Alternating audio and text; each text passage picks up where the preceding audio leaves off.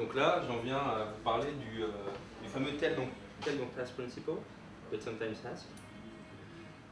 Donc là, je vais vous faire une petite démo.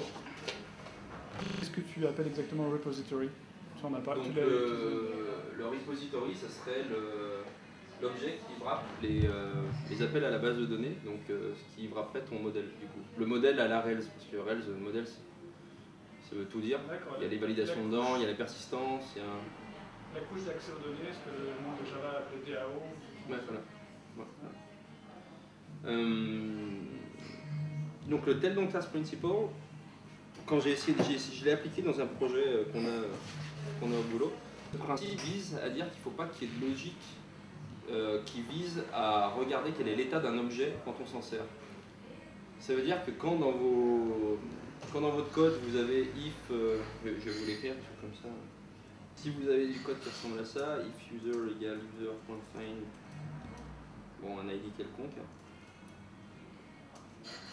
do something else, do something else. Là, vous êtes directement en train de tester quelle est la valeur de retour de user.find. Alors là, ça peut être accepté parce que finalement, user.find, on sait que ça retourne un objet, mais quand après vous allez vous retrouver à faire if my object valide, vous êtes en train de demander si myObject, son état interne est valide, et vous allez construire votre flow d'exécution par rapport à l'état interne de l'objet en question. Donc le tel donc class principle, il va vous demander de fournir à l'objet que vous êtes en train d'utiliser un contrat public avec lui, donc soit sous forme de callback, soit sous forme de contrat sur les méthodes qu'il peut appeler à l'objet qui l'a appelé, pour que le flow d'exécution se construise à partir de la réaction qu'aura l'objet que vous voulez utiliser. Là, je vais construire un service.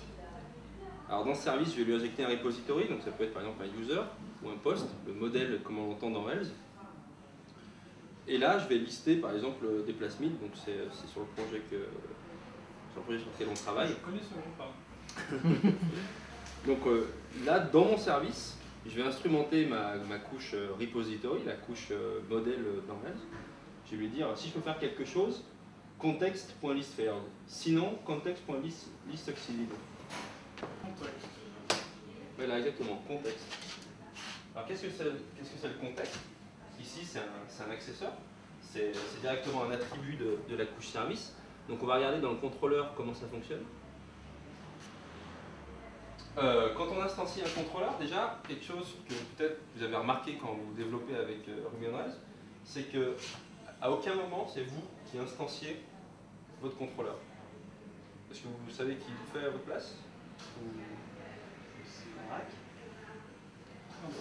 le framework qui... Ouais, c'est le framework qui décide. Donc c'est Rails, quand vous définissez vos routes, ça définit un dispatcher global, donc ça s'appelle un route set, l'ensemble de vos routes.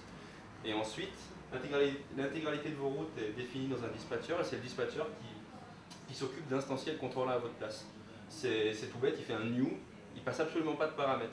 Donc quand on utilise les contrôleurs tels quels, donc déjà il ne prend pas de paramètres, vu que je faisais new, il ne prenait pas de paramètres.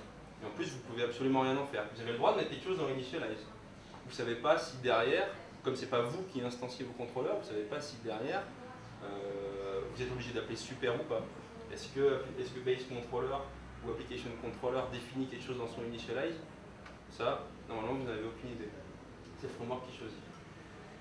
Mais admettons que vous puissiez passer un service en paramètres. Tout ce que vous faites, c'est instancier un nouveau service dans votre contrôleur, et puis vous lui passez le contexte. Le contexte, c'est qui? C'est moi-même. C'est moi, c'est le contrôleur. Donc ensuite, quand vous êtes dans votre index et que vous voulez lister la liste des postes, par exemple, tout ce que vous avez à faire, c'est prendre votre post service et lui dire liste-moi les postes pour tel utilisateur. Comment ensuite le post service il va interagir avec le post contrôleur? C'est parce que vous lui avez injecté en paramètre le contexte. Donc en fonction du résultat dans liste post, donc là c'est plasmid, mais normalement c'est post qu'il faut lire.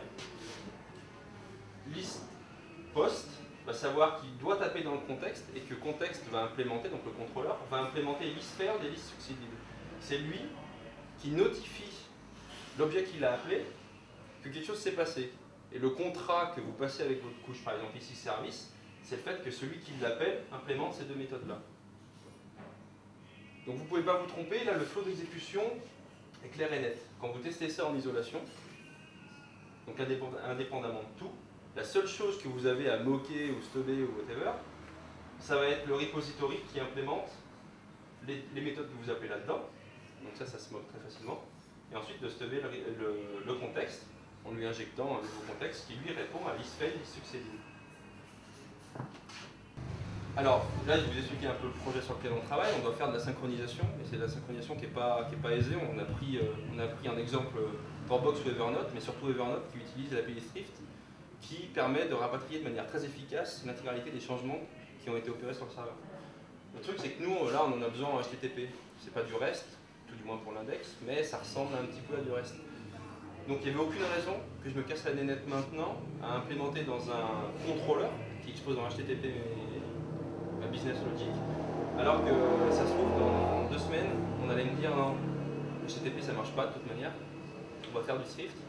Donc du coup, cette couche service, single responsibility, on veut plus de HTTP, on veut du Thrift, on veut du TCP pur par exemple, cette couche service, elle est intouchée.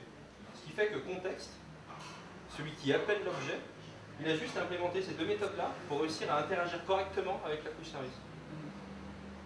Donc c'est pour ça qu'il ne s'appelle pas contrôleur. On pourrait l'appeler contrôleur, mais au final c'est un peu triché parce que ça pourrait être un autre modèle. C'est un peu comme le pattern command, service finalement. Et du coup, tu as un nom générique qui est le contexte. Ouais, exactement. Tous ces principes-là, ça fait partie d'un espèce de gros sac de principes que tu peux essayer d'utiliser pour faciliter aussi tes tests. Tester ça, c'est très facile. Vraiment, il y a à tester quelles sont les méthodes, il y a à stubber les méthodes appelées sur le repository et les méthodes qui seront appelées sur le contexte. C'est directement les objets qui interagissent avec la couche service. Ça ne va pas plus loin, ça ne va jamais plus loin que ça.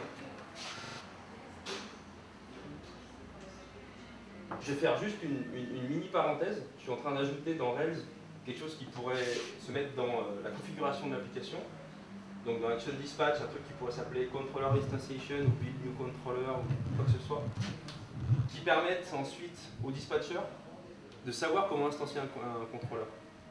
Ce qui fait qu'on pourrait lui dire, par exemple, ça c'est la config, c'est dans config application.rb, vous pourrez lui dire, tu prends mon contrôleur, tu lui fais un new et tu instancies une couche service qui s'est tapée dans un repository, les repositories c'est les postes.